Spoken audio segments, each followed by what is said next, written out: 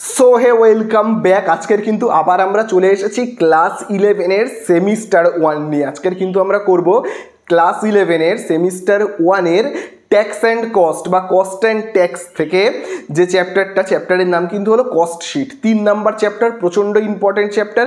3 number চ্যাপ্টারকে আগে যদি আমরা বুঝে নিতে পারি তাহলে 2 নাম্বার আর 1 নাম্বার কিন্তু খুব সহজ হয়ে যাবে, বুঝতেও আমাদের সুবিধা হবে।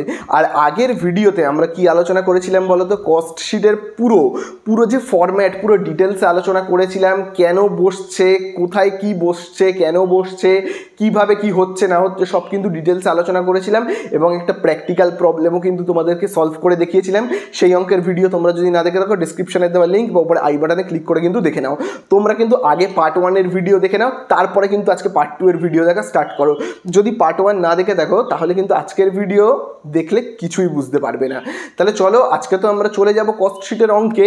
তবে অঙ্কে যাওয়ার আগে তোমাদেরকে বলে রাখি, আজকে আমরা দুটো প্রবলেম সলভ করাবো। এই দুটো প্রবলেম তোমরা যদি একটু ভালো করে বুঝে নাও তাহলে কিন্তু পরের পার্ট থেকে আমি এমসিকিউ করাবো, সেই এমসিকিউগুলো কিন্তু তোমাদের কাছে জলের মতো পরিষ্কার হয়ে যাবে, পুরো জলের মতো।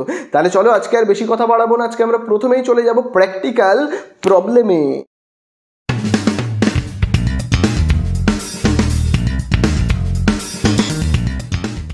তো দেখো, আজকে আমরা কস্ট শিটের দুটো অঙ্ক করব।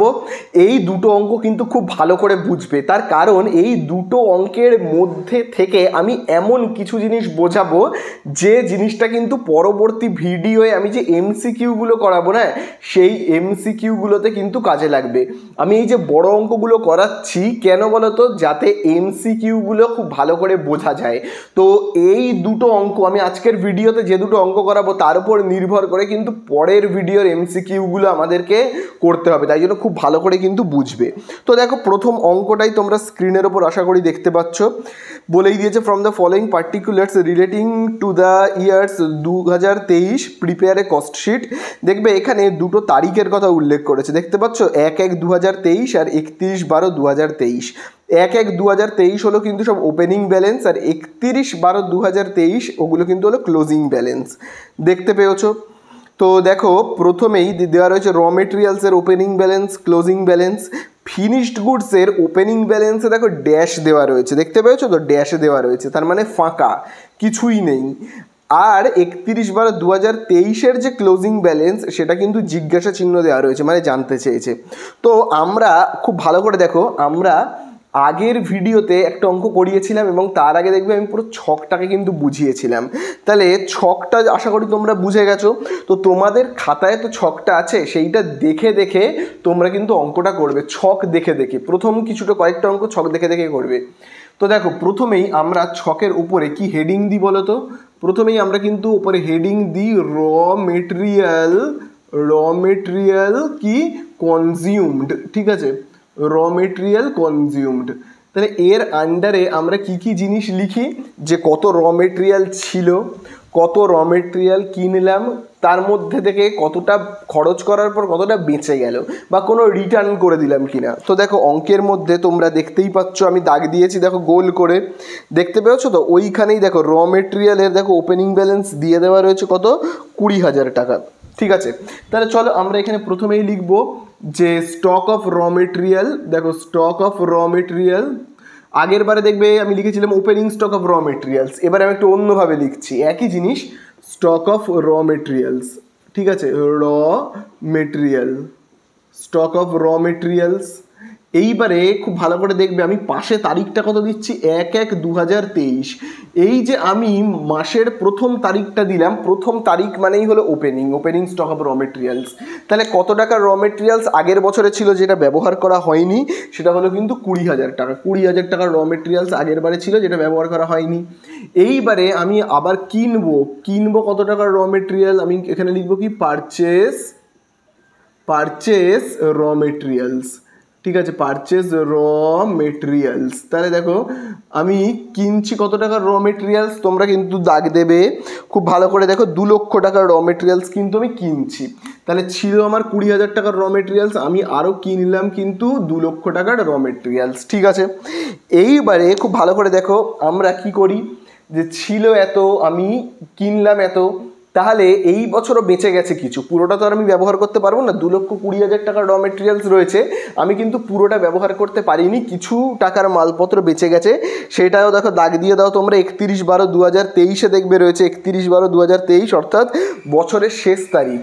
শেষ তারিখটা মানেই হলো কিন্তু ক্লোজিং, যেটাকে আমরা লেস করি। তাহলে বেঁচে গেল কত, সেটাকে আমরা লিখবো কীরকমভাবে লিখবো, একইভাবে stock of raw materials, stock of raw materials.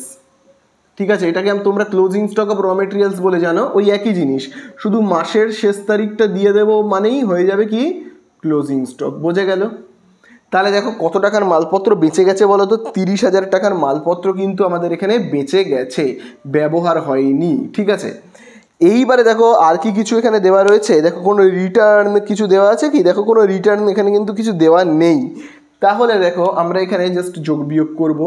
তাহলে দেখো 20,000 আর 2 লক্ষ যোগ করলে 2,20,000, সেখান থেকে আমি যদি 30,000 বিয়োগ করি তাহলে দেখো আমি কত পাবো, 1,90,000। এই যে 1,90,000 টাকা পেলাম, এইটাকে আমরা কি বলবো, এইটুকুনিকে আমরা কিন্তু বলি, খুব ভালো করে মনে রাখবে এই জিনিসটাকে আমরা বলি কিন্তু র মেটেরিয়াল কনজিউমড। তাহলে র মেটেরিয়াল কনজিউমডের মধ্যে আমরা কি কি আনি, র মেটেরিয়াল রিলেটেড যে সমস্ত জিনিসগুলো রয়েছে, ওপেনিং স্টক, কিছু যদি কেনা হয় এবং কিছু যদি বেঁচে যায়, ঠিক আছে, বা কোনো র মেটেরিয়াল যদি রিটার্ন চলে যায় বা অ্যাবনর্মাল বা পুড়ে যায়, নষ্ট হয়ে যায়, সেইগুলো। মোট কথা র মেটেরিয়াল রিলেটেড জিনিসগুলোকে আমরা র মেটেরিয়াল কনজিউমড বলে হেডিং দিই। তারপরে দেখো আর কি কি রয়েছে, দেখো ডাইরেক্ট ওয়েজেস তোমরা দেখতে পেয়েছো আশা করি। তাহলে দেখো আমরা লিখবো কি ডাইরেক্ট ওয়েজেস। ঠিক আছে, কত টাকা রয়েছে দেখো ডাইরেক্ট ওয়েজেস, তোমরা দেখতেই পাচ্ছ, দাগ দেবে। ডাইরেক্ট ওয়েজেস কিন্তু এখানে দেওয়া রয়েছে, আচ্ছা এখানে কিন্তু দেওয়া রয়েছে 1/2 টাইমস অফ র মেটেরিয়াল কনজিউমড। এটা কিন্তু প্রচণ্ড ইম্পর্টেন্ট। তাহলে দেখো আমি আগে এখানে লিখি তো অ্যাড ডাইরেক্ট ওয়েজেস। তাহলে দেখো বলে দিয়েছে ডাইরেক্ট ওয়েজেসের কোনো পার্টিকুলার অ্যামাউন্ট বলেনি, শুধু কি বলে দিয়েছে, র মেটেরিয়াল কনজিউমডের 1.5%, 1.5। ঠিক আছে, র মেটেরিয়াল কনজিউমড দেখো কত হয়েছে, 1,90,000, তার 1.5%, 1/2। এইটাও তোমরা লিখতে পারো, আবার এই 1/2কে না 1.5ও বলা হয়, 1.5 বলা হয় কিন্তু। ঠিক আছে, তাহলে আচ্ছা পার্সেন্ট বলেনি, সরি, এখানে শুধু 1.5 আমরা করব। ঠিক আছে, পার্সেন্ট লেখার কোনো দরকার নেই, পার্সেন্ট তো বলেনি। তাহলে 1/2কে আমরা কিন্তু 1.5 এইভাবে লিখব, এবং ক্যালকুলেটারে তোমরা এই যে 1,90,000 1.5 করবে, ইন্টু 1.5 করে দেবে, তাহলেই দেখবে কত হয়ে যাবে, 2,85,000। তাহলে এখানে আমরা কত পাবো, পাবো কিন্তু 2,85,000। চলো এবারে আমরা জাস্ট এই দুটোকে যোগ করে দেব, এই যে র মেটেরিয়াল কনজিউমড আর এই যে ডাইরেক্ট ওয়েজেসকে যোগ করব, করলে আমরা কত পাবো বলো তো, 4,75,000 পাবো কিন্তু, 4,75,000। এবং এইটাকে আমরা কি বলবো, তোমরা সবাই জানো, এটাকে আমরা বলি কিন্তু প্রাইম কস্ট। ঠিক আছে, তো দেখো আমি এখানে লিখছি, এটাকে আমরা বলি কি প্রাইম কস্ট। খুব ভালো করে কিন্তু এইগুলো তোমরা মাথায় রাখবে। এতদূর তোমরা কিন্তু আগের ভিডিওতেই দেখেছো, আগের অঙ্কগুলোতে তোমরা এতদূর সবাই জানো কি কি করতে হয়, প্রাইম কস্টের আন্ডারে কি কি আনতে হয়, র মেটেরিয়াল কিনতে বা র মেটেরিয়াল রিলেটেড খরচগুলোকে, এবং কারখানায় আসার আগে পর্যন্ত যা যা খরচ হচ্ছে সেইগুলোকে আমাদের লিখতে হয়।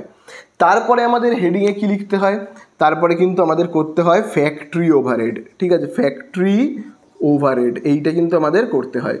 তো দেখি ফ্যাক্টরি ওভারহেডে এবারে কি বলে দিয়েছে, ফ্যাক্টরি ওভারহেডের মধ্যে দেখো খুব ভালো করে কিন্তু তোমরা দেখবে ফ্যাক্টরি ওভারহেডে ঠিক কি বলেছে। তো দেখো এখানে কিন্তু ফ্যাক্টরি ওভারহেড বলে অঙ্কের মধ্যে কোনো কথা দেওয়া নেই, যেটা দেওয়া আছে সেটা হলো মেশিন আওয়ার্স ওয়ার্কড। ঠিক আছে, তারপরে দেখবে দেওয়া রয়েছে 20,000, অর্থাৎ মেশিন কতক্ষণ চলছে, 20,000 ঘন্টা কিন্তু মেশিন চলছে। এবং তারপরে দেখো লেখা রয়েছে মেশিন আওয়ার রেট 0.50 টাকা। তার মানে 1 ঘন্টায় মেশিন চলার খরচ হলো কত, 50 পয়সা। এরকমভাবে 20,000 ঘন্টা কিন্তু মেশিন চলছে।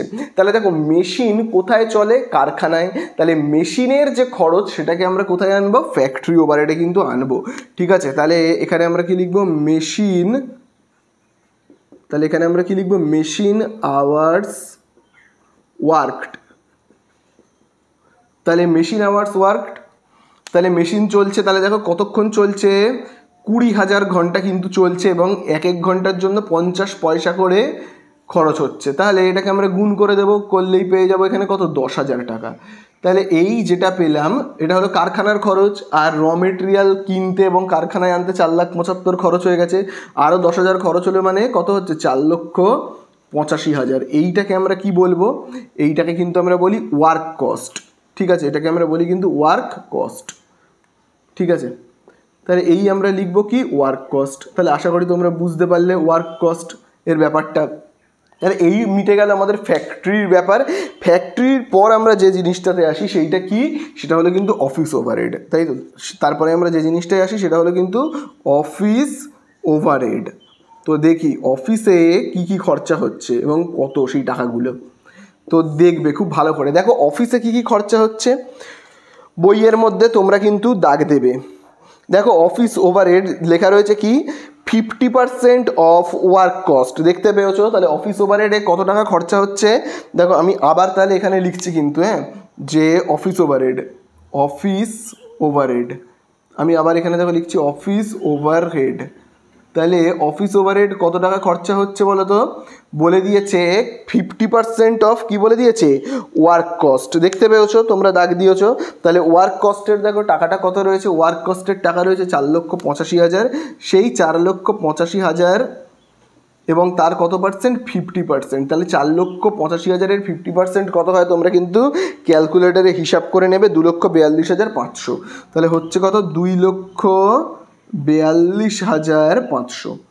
এবারে আমরা কি করব, অ্যাড করব, কোনটাকে অ্যাড করব, এই যে 4,85,000 আর 2,42,500কে অ্যাড করলে আমরা কত পাবো 7,27,500। তাহলে আমরা এখানে পাবো কত 7,27,500, ঠিক আছে।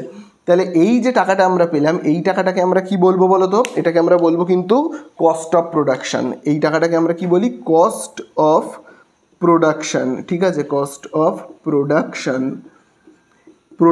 Cost of production. তাহলে আশা করি তোমরা বুঝতে পারলে কস্ট অফ প্রোডাকশানে আমরা টাকাটা কত পেলাম কিন্তু খুব ভালো করে দেখবে 7,27,500। ওকে, এইবারেই কিন্তু আসল অঙ্ক স্টার্ট, এইবারেই কিন্তু খুব ভালো করে তোমরা বুঝবে, তার কারণ এর ওপর ভিত্তি করেই কিন্তু নেক্সট ভিডিওতে আমি এমসিকিউগুলো করাবো, ঠিক আছে। তো তোমরা আগের ভিডিওতে আমি যে ছকটা লিখিয়েছিলাম সেই ছকে কস্ট অফ প্রোডাকশানের ঠিক পরে কি লিখতে হয় তোমরা দেখবে অ্যাড ওপেনিং ফিনিশড গুডস, তারপরে দেখবে লেস দিয়ে কি লিখতে হয় ক্লোজিং ফিনিশড গুডস। এই অঙ্কের মধ্যে কিন্তু ফিনিশড গুডসের ওপেনিং আর ক্লোজিং ব্যালেন্সের জায়গাতে দেখবে একটা জায়গায় ড্যাশ আর একটা জায়গায় জিজ্ঞাসা চিহ্ন দেওয়া আছে। তো খুব ভালো করে কিন্তু এই জায়গাটা তোমরা দেখবে, দেখো ফিনিশড গুডসের ওপেনিং ব্যালেন্সে দেখবে একটা ড্যাশ দেওয়া রয়েছে, দেখো আমি দাগ দিয়েছি, এটা ড্যাশ মানে কি বলতো শূন্য। তার মানে ব্যাপারটা হলো ফিনিশড গুডস মানে কি আমি বলেছিলাম আগের বছরের এমন কিছু জিনিস যেগুলো পুরো তৈরি হয়ে গেছে, পুরো কমপ্লিট। ভাবো আমি বইয়ের উদাহরণ দিয়ে বলেছিলাম, মানে বই তৈরির কারখানা, আগের বছরের কিছু সম্পূর্ণ তৈরি হয়ে যাওয়া বই পুরো তৈরি হয়ে গেছে অথচ সেইগুলোকে বিক্রি করা যায়নি, ঠিক আছে, তাকে আমরা কি বলি ফিনিশড গুডস, ওপেনিং ফিনিশ, তাকে সেগুলোকে আমরা বলি finished goods. Opening finished goods মানে কি আগের বছরের কমপ্লিটলি তৈরি হয়ে যাওয়া কিছু জিনিস, এখানে ড্যাশ দেওয়া রয়েছে তার মানে শূন্য, মানে আগের বছরের তৈরি হয়ে যাওয়া জিনিস শূন্য মানে সব বিক্রি হয়ে গেছে, এবছরে আর কিচ্ছু নেই, ঠিক আছে। আর আরেকটা জায়গায় দেখবে ক্লোজিংয়ে জিজ্ঞাসা চিহ্ন দেওয়া রয়েছে, তাহলে আমাদেরকে বের করতে হবে যে এই বছরে কি কিছু জিনিস তৈরি হয়েছে অথচ বিক্রি হয়নি, এরকম কি কিছু আছে। তো খুব ভালো করে অঙ্কের মধ্যে কিন্তু তোমরাই দেখবে। আচ্ছা আগে আমরা একটা একটা করে কাজ করি। প্রথমেই আমরা দেখো এখানে কি লিখি অ্যাড ওপেনিং ফিনিশড গুডস, তাই তো এখানে লিখি, তার মানে আগের বছরের তৈরি হয়ে যাওয়া পুরো কমপ্লিটলি তৈরি হয়ে যাওয়া জিনিস যেগুলো আগের বছর বিক্রি হয়নি, ওপেনিং ফিনিশড গুডস, ঠিক আছে, ওপেনিং ফিনিশড গুডস। তাহলে দেখো ওপেনিং ফিনিশড গুডসের সেখানে কি রয়েছে ড্যাশ রয়েছে, তাহলে ড্যাশ মানে কি আগের বছরের কোনো মালপত্র নেই এরকম যেগুলো এবছরে বিক্রি করা যায়, মানে আগের বছরে সব বিক্রি হয়ে গেছে আর কি। তাহলে আমি ওই ড্যাশের জায়গায় কি লিখতে পারি নীল, মানে কি শূন্য। এবারে আমরা সেখান থেকে কি করি লেস করি ক্লোজিং ফিনিশড গুডস, তাই তো ক্লোজিং ফিনিশড গুডস, সেইখানে দেখবে কিন্তু দেওয়া রয়েছে জিজ্ঞাসা চিহ্ন। তার মানে এই বছরে কত মালপত্র বিক্রি হয়েছে, এই বছরের এমন কিছু মালপত্র আছে যেগুলো পুরো কমপ্লিটলি তৈরি হয়ে গেছে অথচ বিক্রি করা যায়নি। এরকম মালপত্রের পরিমাণ কত আমরা জানি না, তাই জন্য দেখবে জিজ্ঞাসা চিহ্ন কিন্তু দেওয়া আছে। তাহলে কত মালপত্র এবছর বেঁচে গেছে যেগুলো বিক্রি করা যায়নি, তো সেইটা বের করবার কিন্তু একটা নিয়ম আছে, খুব ভালো করে কিন্তু তোমরা সেই নিয়মটা জানবে। দেখো আমি এখানে WN বলে লিখছি, মানে এটাকে বলা হয় কিন্তু ওয়ার্কিং নোট, ঠিক আছে। তাহলে দেখো এবছরে কত মালপত্র বেঁচে গেছে আমরা দেখব, যেগুলো পুরোপুরি কমপ্লিটলি তৈরি করা হয়েছে অথচ বিক্রি করা যায়নি, বেঁচে গেছে কত দেখব।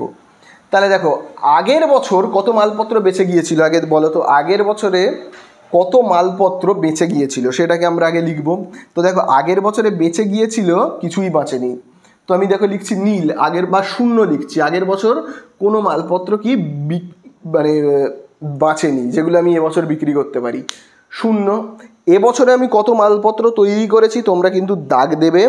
নাম্বার অফ ইউনিটস প্রডিউসড কত দেখো লেখা রয়েছে 50,000, তাই তো। তাহলে দেখো 50,000 মালপত্র আমি এইবারে 50,000 পিস মালপত্র আমি এবছর তৈরি করেছি। তাহলে আগের বছরের কিছুই ছিল না, এবছরে 50,000 তৈরি করেছি এবং সেখান থেকে আমি বিক্রি করে দিয়েছি। দেখবে খুব ভালো করে তোমরা দেখবে দাগ দেবে কিন্তু। দেখো বলে দেওয়া হয়েছে নম্বর অফ ইউনিট সোল্ড 40,000 এবং সেখান থেকে আমি বিক্রি করছি কত 40,000। তাহলে শূন্যের সঙ্গে 50,000 যোগ করলে 50,000, সেখান থেকে 40,000 বিয়োগ করলে হচ্ছে কত 10,000। তাহলে এই 10,000 ইউনিটস মালপত্র এই বছর বেঁচে গেছে। 50,000 তৈরি করেছি, 40,000 বিক্রি করেছি, মানে 10,000 বেঁচে গেছে। তাহলে এইটা আমরা কি পেলাম, যে কত মাল বেঁচে গেল মানে ক্লোজিং ফিনিশড গুডস, বুঝতে পারলে? পুরো তৈরি হয়ে যাওয়া মালপত্র যেগুলোকে আমি এবছর বিক্রি করতে পারিনি, সেটা কত পিস, 10,000 পিস। এবং 10,000 পিসের ভ্যালুটা কত এবারে সেটা আমাদের বের করতে হবে, তাই তো। 10,000 পিসের ভ্যালু কত সেটা আমাদের বের করতে হবে। তো এবার খুব ভালো করে কিন্তু তোমরা দেখবে। দেখো আমরা তৈরি করেছি কত পিস, খুব ভালো করে দেখবে। আমরা তৈরি করেছি কিন্তু দেখো 50,000 পিস, এবং এই 50,000 পিস তৈরি করতে আমার খরচ হয়েছে কত বলো তো। দেখো লেখা রয়েছে 7,27,500। কেন এই টাকাটাকেই আমি বললাম, কারণ এই কথাটা খুব ভালো করে দেখো ফলো করবে। কস্ট মানে কি খরচ, অফ প্রোডাকশান মানে কি তৈরি করার খরচ। দেখো কস্ট অফ প্রোডাকশান কথাটার মানেই হলো কি বলতো, তৈরি করার খরচ। প্রোডাকশান মানে তৈরি করা বা উৎপাদন করা, তার খরচ কত লেখা রয়েছে, তার খরচ 7,27,500। তাহলে মালপত্র তৈরি করতে খরচা হয়েছে 7,27,500। তাহলে তৈরি করা হয়েছে কত পিস, দেখো লেখাই আছে 50,000 পিস। 50,000 পিস তৈরি করা হয়েছে এবং সেটা তৈরি করতে খরচ হয়েছে কত বলো তো, খরচ হয়েছে 7,27,500। তাহলে আমি এইভাবে ঐকিক নিয়মে করতে পারি, 50,000 পিস মাল তৈরি করতে খরচ হয়েছে কত 7,27,500। তাহলে এক পিস মাল তৈরি করতে খরচ হয় কত, এক পিস মাল তৈরি করতে খরচ হয় এইরকমভাবে আমরা লিখব, তাই তো। তাহলে 10,000 পিস মালের দাম কত, 50,000 পিস মালের দাম যদি এত টাকা হয়, তাহলে 10,000 পিস মালের দাম কত, এই যে মালটা বেঁচে গেছে সেই 10,000 ইউনিট মালের দাম কত। তাহলে কি করব আমরা, ঠিক ঐকিক নিয়মে যেভাবে করে তোমরা জানোই, ঠিক আছে। এই 50,000 ইন্টু এখানে কত করব আমরা 10,000, নিচে সব 4টে শূন্য, উপরে আমরা 4টে শূন্য কেটে দেবো এবং 5 দিয়ে আমি যদি এই যে পুরোটাকে ভাগ করি, 5 দিয়ে পুরোটাকে ভাগ করলে আমরা কত পাবো বলো তো, পাবো কিন্তু 1,45,500। তাহলে পাবো কত 1,45,500, এই টাকাটা কিন্তু আমরা পাবো 1,45,500। তাহলে 10,000 পিস, এই 10,000 পিসের দাম কত বলো তো, এই 10,000 পিসের দাম হলো কিন্তু 1,45,500, বোঝা গেল, 1,45,500।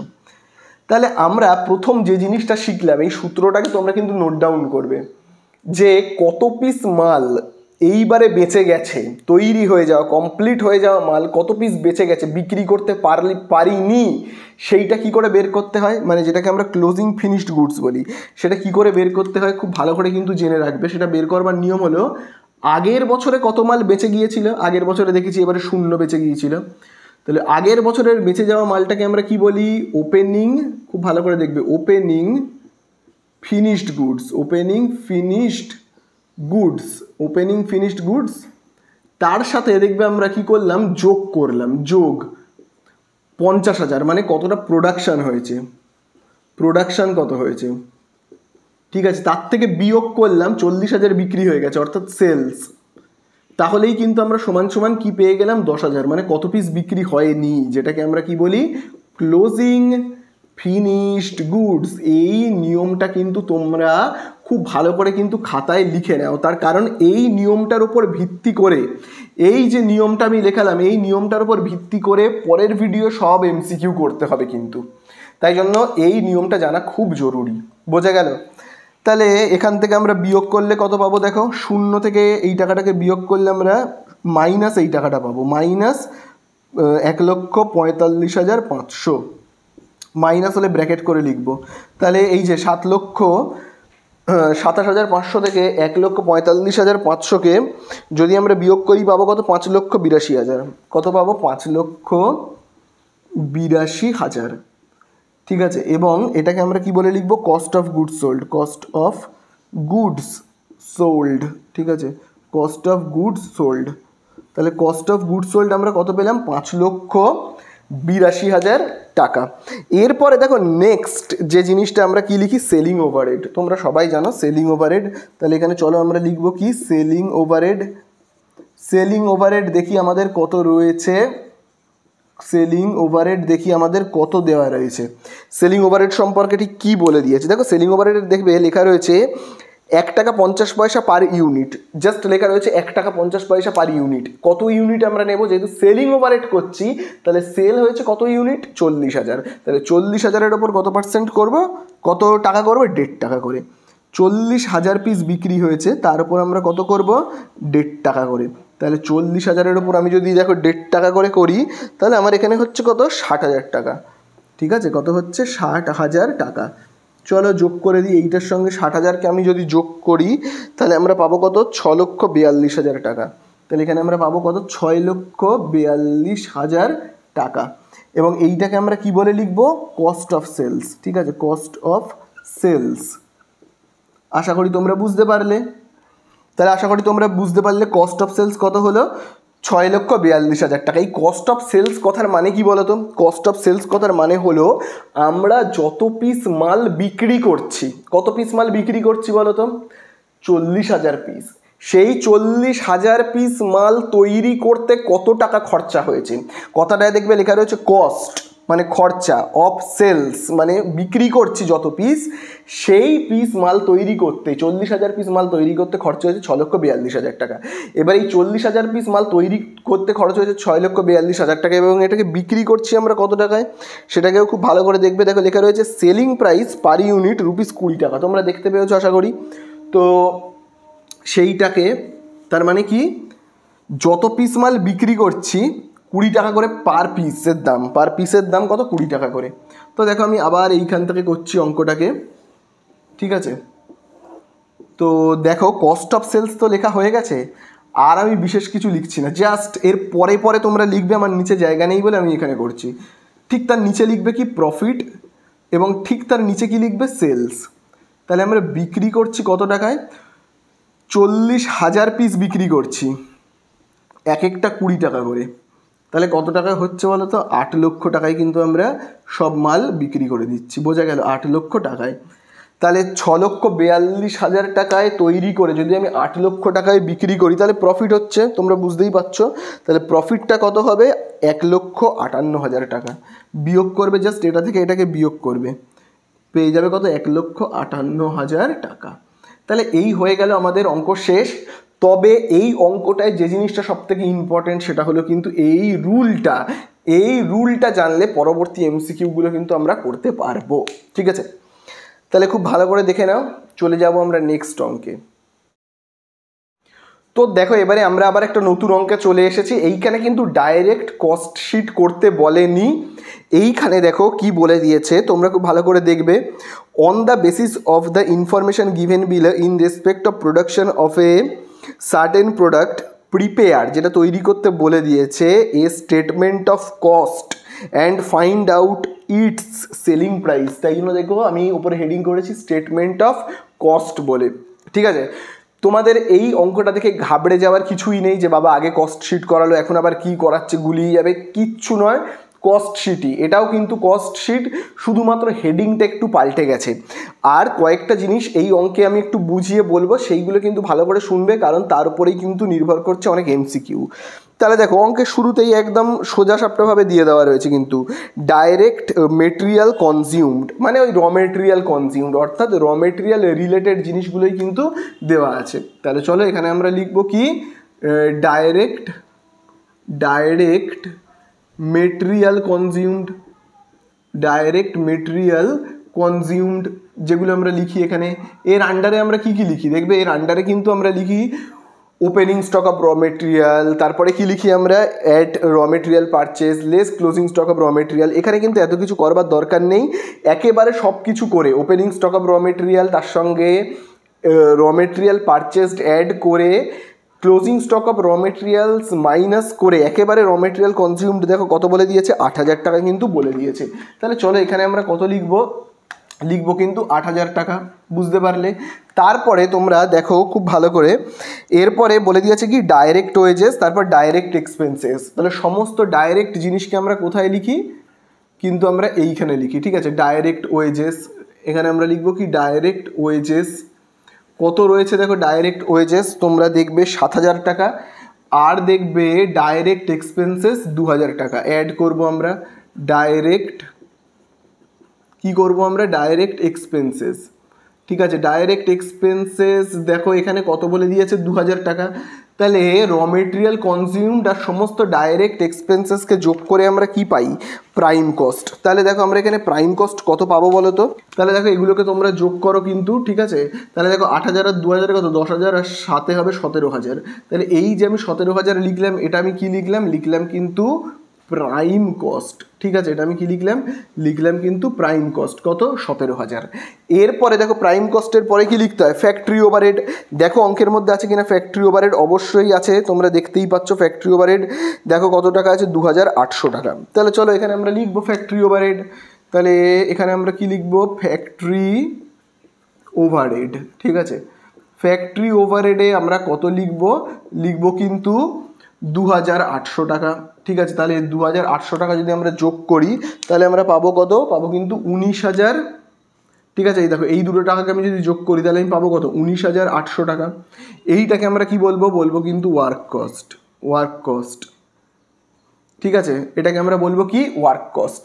তাহলে ওয়ার্ক কস্ট আমরা কত পেলাম কিন্তু 19,800 টাকা। এরপরে দেখি আর কি এক্সপেন্সেস বলেছে। এরপরে তো অফিস ওভারহেড থাকা উচিত। তারপরে দেখো অফিস ওভারহেডও দেখো বলে দিয়েছে কি office overhead at 15% on work cost. ঠিক আছে, 15% কি অন ওয়ার্ক কস্ট, তাহলে 15% ওয়ার্ক কস্ট হবে। তাহলে দেখো আমরা এখানে লিখবো কি অফিস এক্সপেন্সেস। ঠিক আছে, অফিস ওভারহেড বলে দেখো আমি লিখছি অফিস ওভারহেড কত দেখো বলে দিয়েছে, অফিস ওভারহেড কিন্তু বলে দিয়েছে 15% অফ ওয়ার্ক কস্ট। দেখো ওয়ার্ক কস্ট কত, ওয়ার্ক কস্ট হলো কিন্তু 19,800, তার কত 15%। তাহলে তোমরা ক্যালকুলেটারে 15% মানে কত সেটাকে হিসাব করবে। তো আমরা দেখি কত 15% মানে হলো 2,970 টাকা। কত 2,970 টাকা। তাহলে চলো আমরা এখানে লিখবো কত 2,970 টাকা। তাহলে চলো এটাকে আমরা যোগ করে দিই, এইটাকে আর এইটাকে যদি আমরা দেখি যোগ করি তাহলে কত হবে দেখো 0 7 9 আর 8 কত 17 7 হাতে রয়েছে 1 10 12 আবার 1 আর হাতে রয়েছে 1 যোগ করলে কত হচ্ছে 2।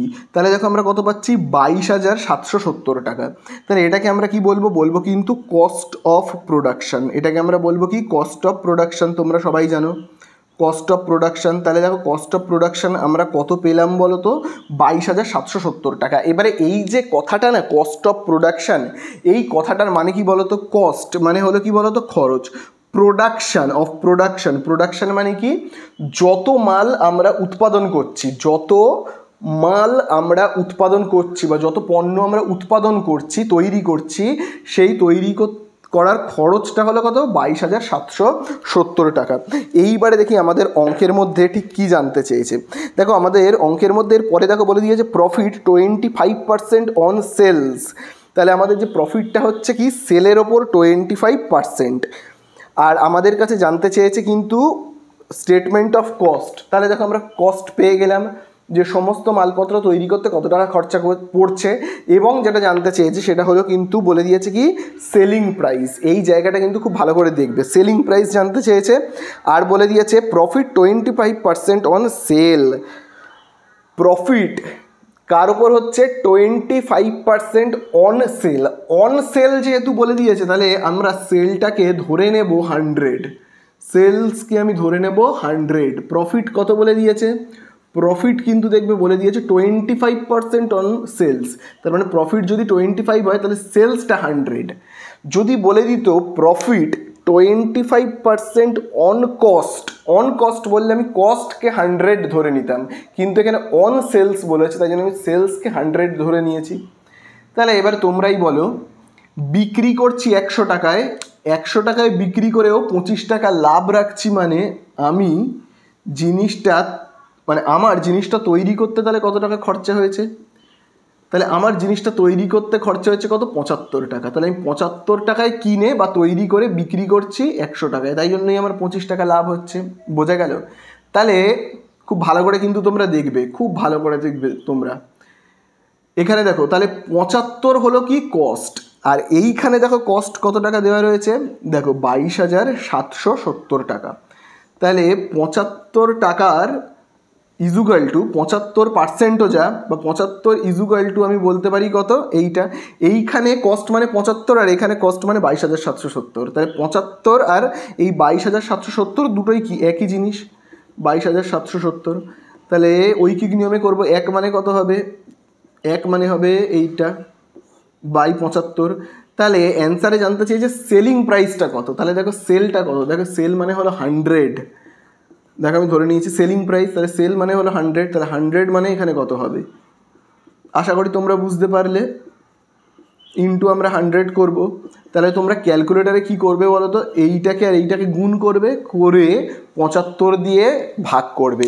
ভাগ করলে আমরা অ্যান্সার কত পাবো, দেখো ভাগ করলে আমরা এখানে অ্যান্সার পাবো, খুব ভালো করে দেখবে, 30,360। কত পাবো, 30,360 পাচ্ছি, 30,360। ঠিক আছে, তাহলে এই 30,360কে আমরা কোথায় লিখবো বলো তো, এইখানে লিখবো 30,360। ঠিক আছে, তাহলে এটা আমরা কি পেলাম, 100 মানে কি সেল, তাহলে এইটা আমরা পেয়েছি কিন্তু সেল। তাহলে আমরা সেলস কত পেলাম, সেলস কিন্তু আমরা পেলাম 30,360। তাহলে এবারে আমরা বের করবো তার মানে প্রফিটটা কত।